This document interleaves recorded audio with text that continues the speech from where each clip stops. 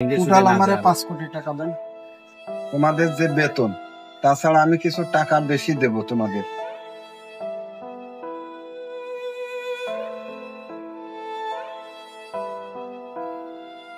ভাইজান বাসা আছেন? কে?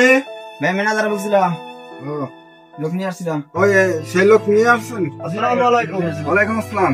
শোনেন, আমার এই প্রজেক্ট, এখানে গরু যা আছে আমি সব বিক্রি করে দেবো। এরকম পার্টি দেখেন, খুব দ্রুত, খুব দ্রুত। কয়েকটা পার্টি আছে। হ্যাঁ, দ্রুত দেখেন, আমি সব বিক্রি করে আচ্ছা দেবো। ঠিক আছে, আচ্ছা।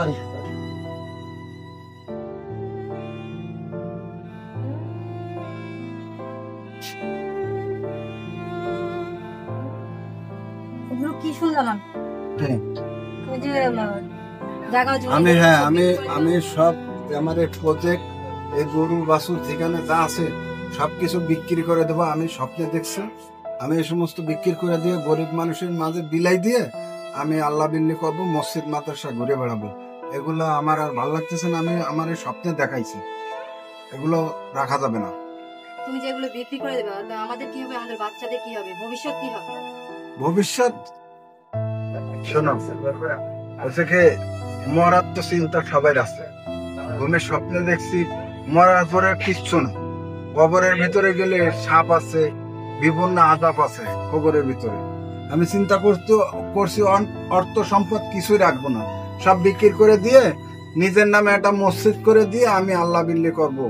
মরার চিন্তা করতে, আর তোমাদের ব্যাপারে উপরে আল্লাহ আছে, আল্লাহ দেখবে তোমাদের।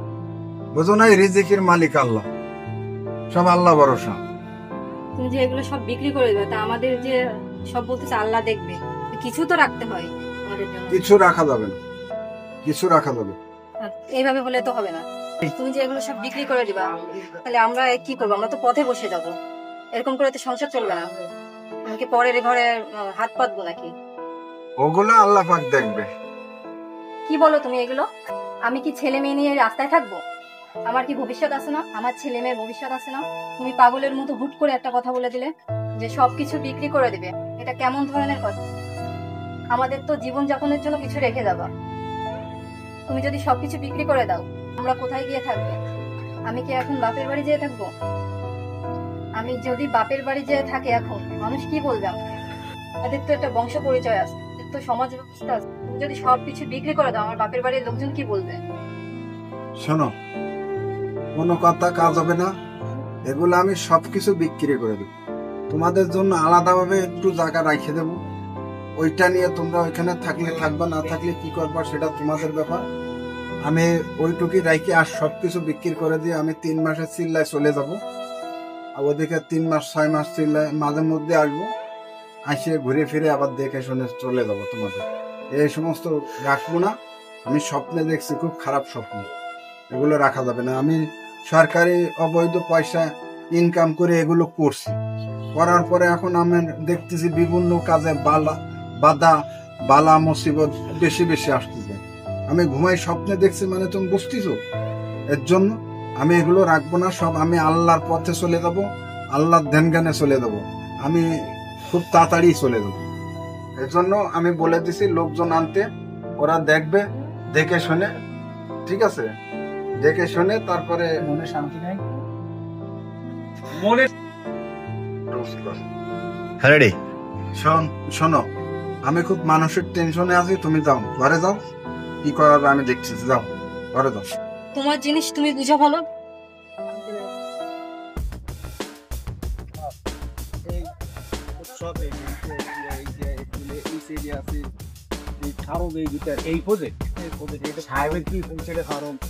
অভাবে পড়ছে, এত সুন্দর প্রজেক্ট বেঁচে দিবি। অভাবে না, আমার এই কথা কইছে যে স্বপ্নে নাকি দেখছে সব দেখছে। এগুলা হলো সব একটা এই কাগজপত্র গুলা ওগুলা দেখতে না দেখে কিন্তু নেওয়া যাবে না। কাগজপত্র গুলা আচ্ছা, সাহেব আছে, আছে সাহেব আছে তো ভিতরে কই যাওয়ার কোন চল দেখতে বোঝন করবো। এই কত দৌড়াদৌড়ি করতে আছি। এই বলো দেই, তুই আমার আগে 10টা-12টা প্রজেক্ট কিনে দিছিস না? স্যার এটা তো বড় প্রজেক্ট। বড় তোরে কি করোনায় ঠকাইছি? আমি আমার যারা কাজ কাম করে, আমার কোনো স্টাফ ঠকাই না। তারপরে এটা বড় তো একটু দেখি। আমি যদিও মনে কর কিভাবে টাকা কামাই তোকে এত জানার দরকার নাই, ঠিক আছে, কিন্তু আমি আমি দালাল ঠকাই না। আর তুই যেহেতু আগে তোর যে পার্সেন্টেজ আমার ফোনে বলছিলি, সে পার্সেন্টেজই আমার মাথায় আছে। আমি এত বোকা না। তুই যেহেতু এত প্রজেক্টটা ভালো, সাহেব কি ভিতরে আছে? আছে ভিতরে। চল। শোনেন শহীদুল ভাই, হ্যাঁ ভাই। আমি একটা কথা বলি, আমি হলো ওনার পার্সোনাল লোক, তারপর কাগজপত্র রেডি আছে তো। আর আপনি আছে এই যে নাকি বারবার দেখলাম। বাইরে কমিশনের আর কথা, স্যার, পার্সেন্টেজের কথা কেন, এগুলো কি চিন্তা আর করার বিষয়? কিন্তু অনেক পার্টিরা আমার কল দিয়েছিল, অনেক পার্টিরা আপনার মতো দালাল, বড় বড় দালাল মানে হেড পার্টিরা কল দিয়েছিল, কিন্তু আমি আপনার স্যার আমি ভালোবাসি না। বুঝছি, তুই আমার তো পার্সোনাল লোক, ও নিয়ে হ্যাঁ, সমস্যা নাই। চল দেখতে আসি। বাইরে সে বড় পার্টি আছে কেটা এই যেটা, আমি তো দেখি না কেউ, কি কোন আপনি? আসেন ভাই, এই জায়গায় ম্যানেজারের ডাক দেখ, মহাজন আছে নাকি, মালিক আছে আমরা নাকি? এখানে দাঁড়ান। হ্যাঁ, দাঁড়াচ্ছি। ও ম্যানেজার সাহেব, জি ভাই, ওদিকে আসেন। জি ভাই। এই পার্টি নিয়েছে, সাহেবে ডাকেন। দেখে নিয়েছে ভাই। হ্যাঁ, সাহেবে ডাকেন। ভাইজান, ভাইজান, কে মইতেন ভাই? জি ভাই। ও কি আছে? ভাই ওই লোক নিয়ে আসতে বলেন, লোক নিয়ে আসছে ভাই। পার্টি আসতে আসছে? ভাই, পার্টি নিয়ে আসছে ভাই।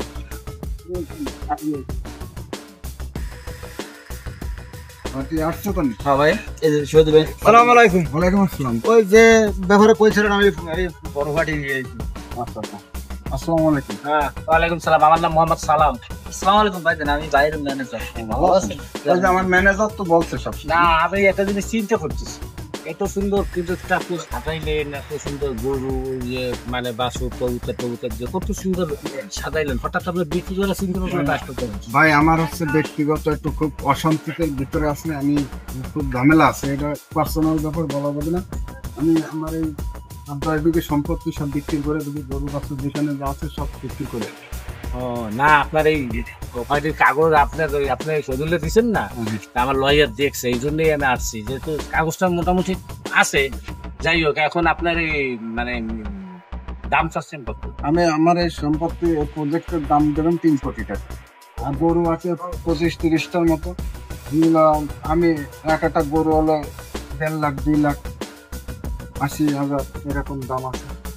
মানে আপনি কি এই দাম চাচ্ছেন কি আপনার এই প্রপার্টি গরুর দাম সহ? না না, গরু গরু আলাদা। ভাই একটু বেশি, একটু বেশি বেশি লাগতেছে না? এক কথা বলি, এখন আপনার এই মানে আমি চাচ্ছিলাম যে আপনার এই প্রপার্টিটা যে আপনি যেহেতু বিক্রি করবেন, এই গরু বাছুর যেখানে যা আছে সবকিছু একটা দাম ধরে নিতে, যাতে আপনার মোটামুটি আপনারও ভোগান্তি না হয়, আমার ওই জায়গা থেকে কিছু ভেঙে টোটাল আমার 5 কোটি টাকা দেন। 5 কোটি? যে অবস্থা আছে গরু নিয়ে বলছে ভাই। 5 কোটি? আমার তো বাজেট ছিল হলো 2 কোটি 20-30 আমি একটা টার্গেট করছিলাম, 2 কোটি 20। অনেক কম হয়ে যায়, দেখেন একটু ভালো করে। গরুর দাম বলছেন, গরুর দাম তারা বলেন। গরু আছে না আমার, ভালো ভালো গরু আছে। আচ্ছা শুনেন, আমার এখন মানে আমার একটু ব্যাংকে মেলা ঝামেলা আছে, আমিও প্রচন্ড ঋণগ্রস্ত। যাই হোক, আমি সবকিছু সামাল দিতে পারবো না, আপনার আমি 2,70 লাখ দিয়ে দিচ্ছি, আপনার দিয়ে দিচ্ছি। কথা একটা বলি, আজকে ছোট মানুষ আমি হ্যাঁ, আমার ম্যানেজার স্যার বলছে ওইটাই কি করেন।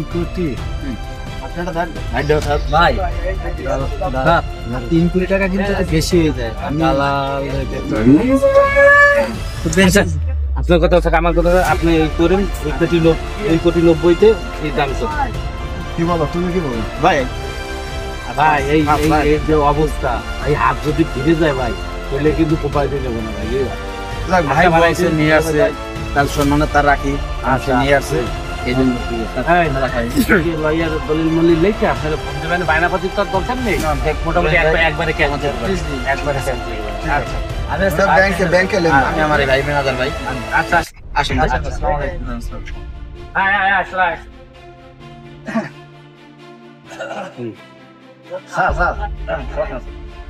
আমার কাছে তো লোক স্যার কাজ করি, আপনি যদি বিক্রি করে দেবেন তাহলে আমরা স্যার কি করবো?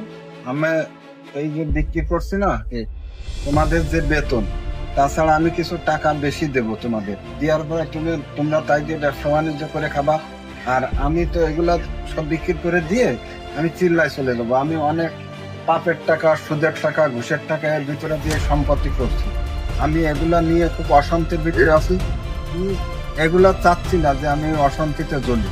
মরার পরে যে কি হবে সেটা মালিক ভালো জানে। স্যার আর কয়েকদিন পর ব্যস্ত না আমরা তো কাজ করি স্যার একটা মায়া হয়ে গেছে। তোমাদের ব্যবস্থা আমি করে দেবানি, তোমাদের সোলার অ্যাসিড করে দিয়ে দেবানি। ঠিক আছে, তোমরা থাকো, সমস্যা নেই। আসসালামু আলাইকুম স্যার।